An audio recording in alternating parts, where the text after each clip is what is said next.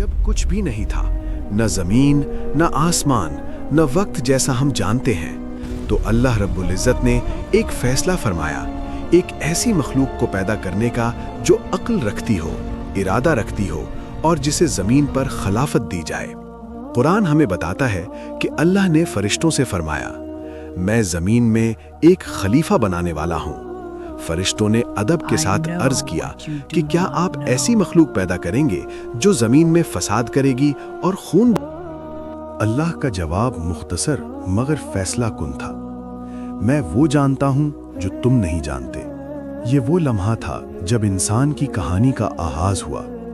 अल्लाह ने आदम अलैहिस्सलाम को मिट्टी से पैदा फरमाया। कुरान के मुताबिक ये मिट्टी मुख्तलिफ किस्म की थी और फिर अल्लाह ने खुद आदम में अपनी तरफ से रूह फूंकी। इसी लम्हे आदम अलैहिस्सलाम महज जिस्म न रहे बल्कि शऊर, इल्म और जिम्मेदारी के हामिल बन गए। फिर अल्लाह ने आदम अलैहिस्सलाम को वो इल्म अता फरमाया जो किसी और मखलूक को नहीं दिया गया। अल्लाह ने उन्हें अशिया के नाम सिखाए और फिर फरिश्तों के सामने ये इल्म पेश किया। फरिश्ते आजिज़ी से बोल उठे, हमें इसके सिवा कोई इल्म नहीं जो तूने हमें सिखाया है। ये इल्म ही था जिसने इंसान को फजीलत बख्शी। फिर अल्लाह का हुक्म आया, एक ऐसा हुक्म जिसने इताअत और तकब्बुर के दरमियान फ़र्क वाज़े कर दिया।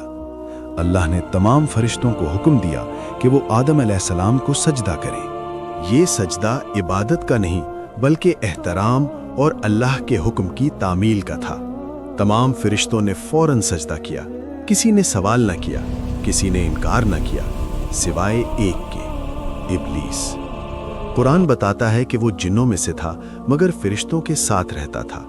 उसने सजदा करने से इनकार कर दिया। अल्लाह ने उससे पूछा, किस चीज ने तुझे सजदा करने से रोका?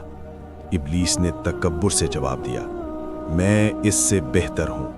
तूने मुझे आग से बनाया और उसे मिट्टी से।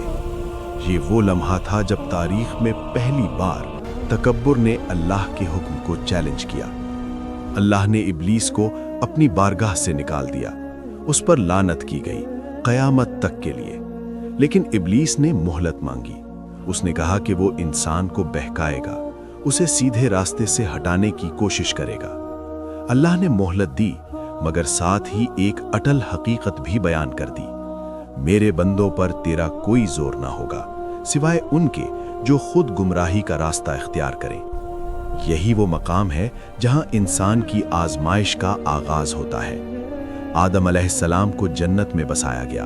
वहां हर नेमत मौजूद थी, हर आसानी, हर सुकून, सिवाय एक दरख्त के करीब जाने की इजाजत के। ये हुक्म पाबंदी नहीं था बल्कि